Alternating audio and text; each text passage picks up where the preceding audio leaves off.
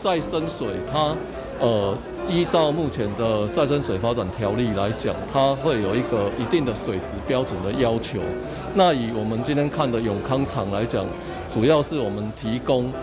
就是工业来使用。那工业来使用，以目前像我们这个厂，它就要求到21项的水质。当时伊要做，阮所在讲热经纬遐大。要做起来再生水是，头讲台湾第一做的，我也是足相信。但是问题是讲周边设备，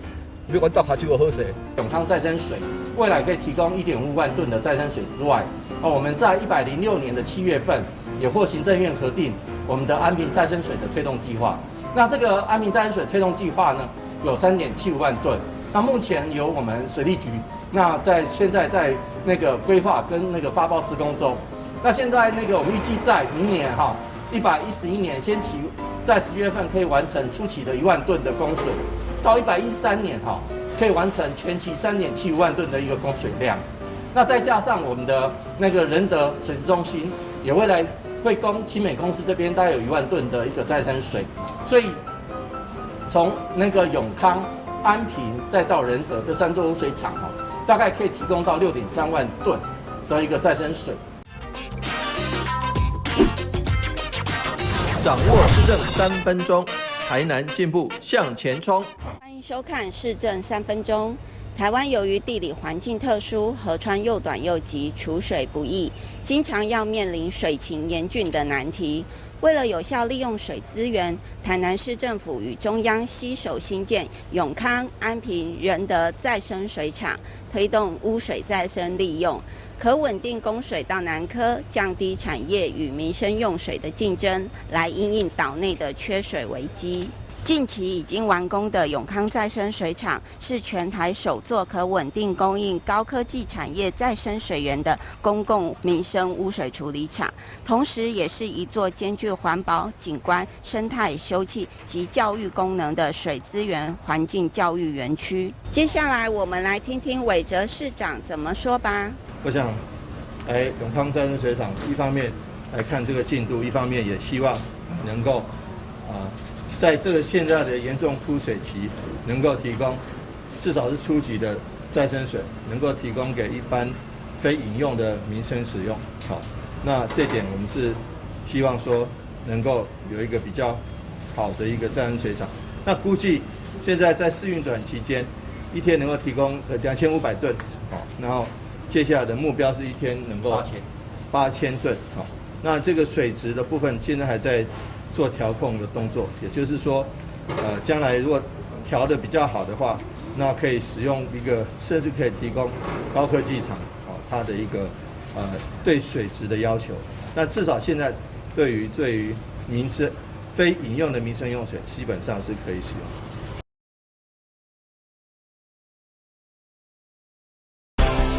接下来请收看中嘉新闻。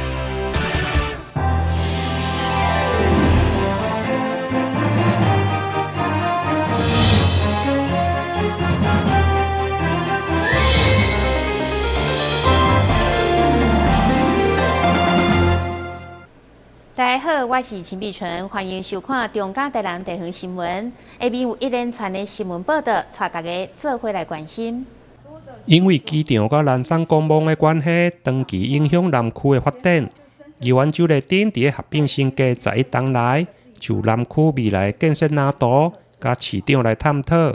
包括机场的变迁，是毋是应该朝向国际化，甚至南山公墓殡葬专区，嘛应该朝向现代、立体加公园化的目标。机场的变迁，那我们要怎么样让机场变成国际化？像我们的南山公墓殡葬专区，我也有去了解，大家都有了解，就有不同的声音，也有不同的看法。我们一定要充分的沟通，我们要迁葬先人之前，那先人之后的归序，我们一定也要说清楚。我也知道你对南山殡葬专区应该也有你的愿景，如这张图写的3大设计理念：现代化、立体化、公园化，上面有写着古迹、古墓保留。那我想请问市长，你有什么想法呢？在南区的这个，尤其是南山公墓，他们是有一些朋友们，他们是跟在地的居民有很不一样的一个想法，所以我想对于这部分还需要靠这个沟通，一步一步的跟他们能够化解他们心中的一个成见。我相信这中间有人是有成见的，但是对于地方的发展，我们的整个大方向是不变的。那至于您刚刚讲说，那至于实际上是要从那边发展，是要发展成像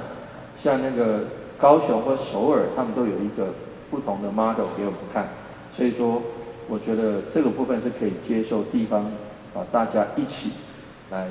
思考怎么样的方向会比较好。另外，在疫情方面，虽然中央对7月26日以后降为2级部分来开放，不过在疫苗数量分配不足的状况，真侪教师、补教业者也是等无疫苗。在部分开放时，中央要求教师甲业者必须要自行做快筛。不过，议员以其他县市有公费的快筛，台南市的幼教甲补教业者却要自费，对此市府回应会来思考减轻教师的负担。台南新闻联跟刘品言采访报道。在县市合并新加在当来，媒介议员认为，溪北加大北门地区欠缺大型的建设。议员彭一峰上午的市政总质询，首先为嘉义7个地区来争取盐分地带文化中心。议员以7个大寮公墓的迁葬计划，希望朝向盐分地带博物馆，或者是志洪反腐的步道运动公园来规划。总之呢，配合咱边仔了有一个储水站，彻底来解决咱这个庄头饮水的问题。另外呢，前一阵前几工一直感觉有咱的议会同仁呢，讲咱市长咱有市长对着咱溪北地区，包括着咱这个大北门区拢完全无建设。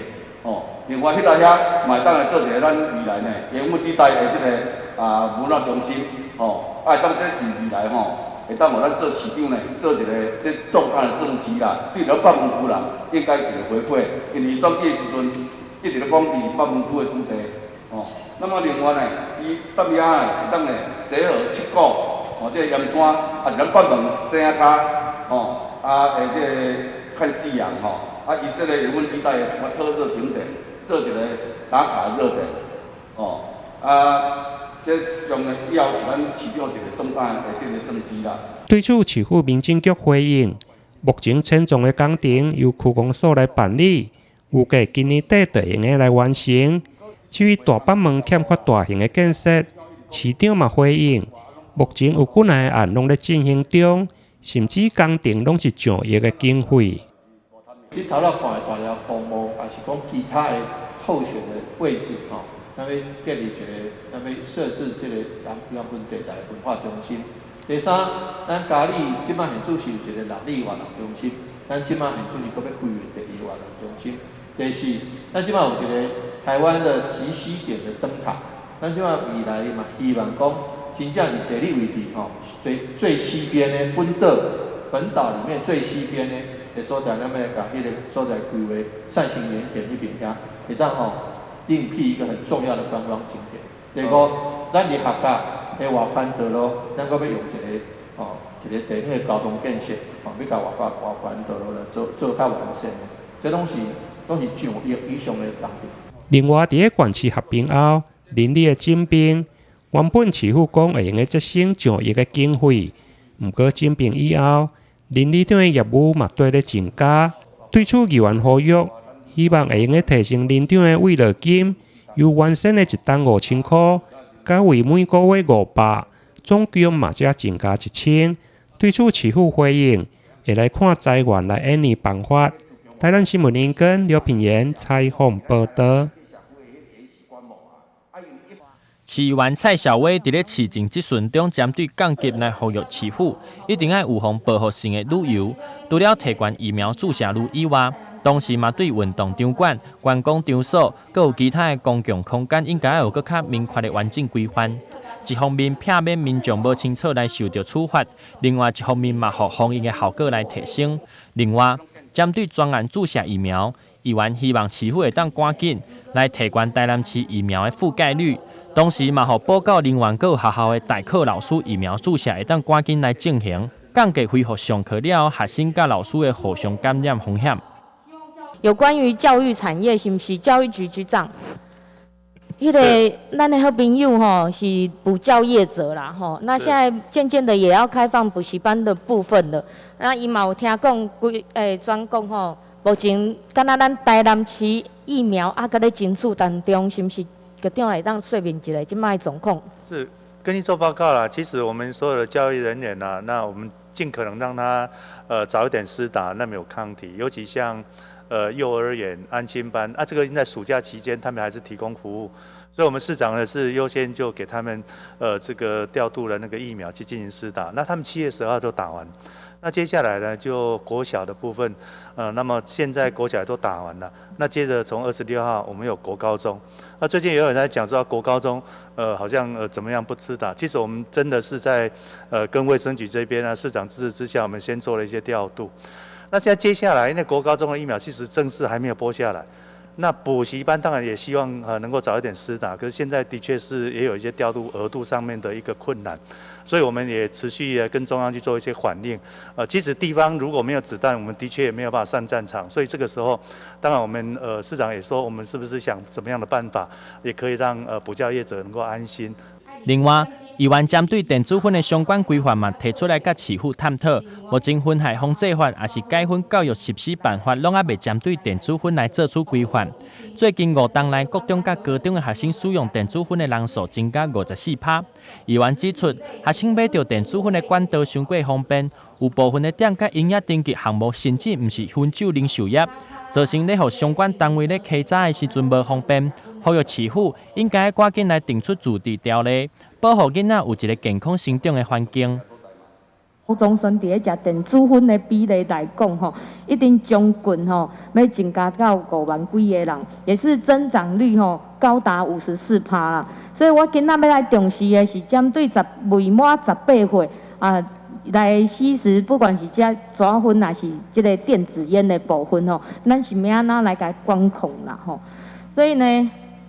陶主角我在讲吼，只有把它列入这个校规里面啦吼，但是它还没有一个自治的条例形成，所以不管是在烟害防治法，还是说这个戒烟的教育施行办法里面，其实目前电子烟都无法度来管理。就他我许局长所讲的吼，上到中央来讲吼，其实今嘛目前没有共识啊，没有共识。但是呢，我在这边想要特别提出来的，当然咱是为着保护未满18岁来。食薰的这个状况吼，咱希望讲台南市政府会当以嘉义市为例吼，咱来想看卖是不是有咱的自治条例的部分。其实好了，因为中央法规标准法里面牵涉到有规定，就是说跟人民权益相关的，必须用法律定之，所以说我们没有办法用行政命令来去处罚这个所谓的电子烟啊，但是用自治条例的这个规格是可以的。这个电子烟呢，就纳入校规。而且也严禁教职员工生绝对不能在校园里面做有携带跟吸食这样的行为，它一定是违反规定。所以如果是学生的依校规处理，就是记过嘛，但是没有，我们就以考核来处理。最后针对学校周边出现无人的情趣用品店的问题，议员指出，针对店家的门禁系统，只要扫了 QR code 恢复满18岁就使入去，甚至伫距离国小无到200公尺的所在来设店。针对这个部分，议员认为审查伤过简单，议员请市府相关单位应该加强来管制，避免造成小朋友在成长的过程中有无好的影响。台南新闻林跟刘品言采访报道。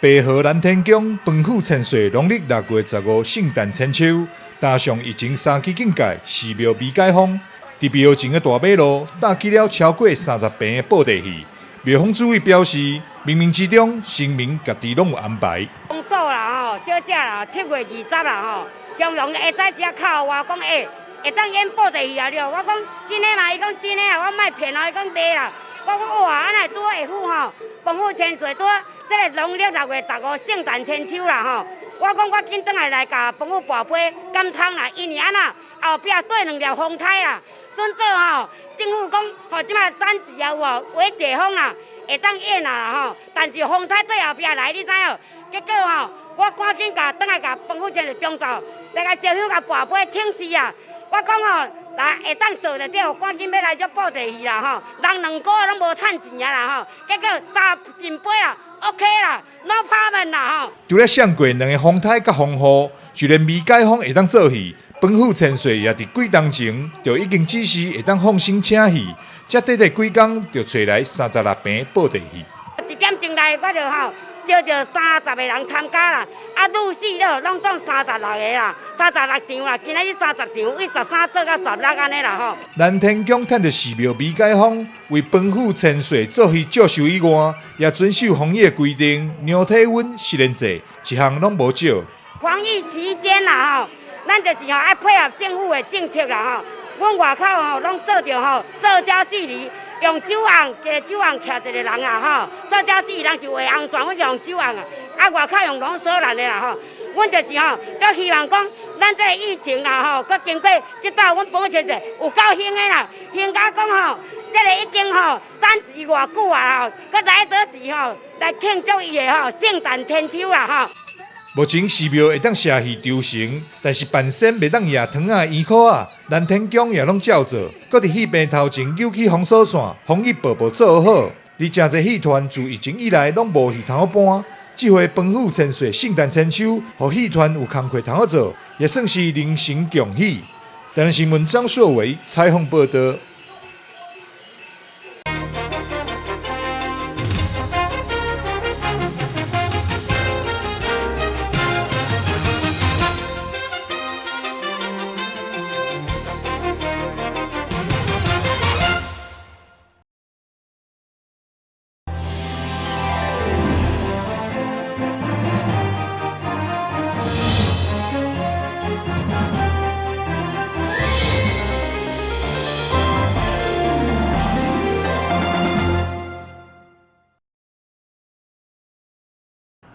疫苗接种卡除了记录家己所拍疫苗以外，现在阁加了一个功能。香格里拉台南远东大饭店响应政府鼓励民众接种 COVID-19 疫苗，推出一起动起来用餐优惠。民众现在来到醉月楼用餐，只要出示疫苗接种卡，就当享有7五折优惠。是为了鼓励就是民众呢，多多去响应政府的一个疫苗的一个施打哦。那我们也响应这个政策，我们也推出，就是只要民众出示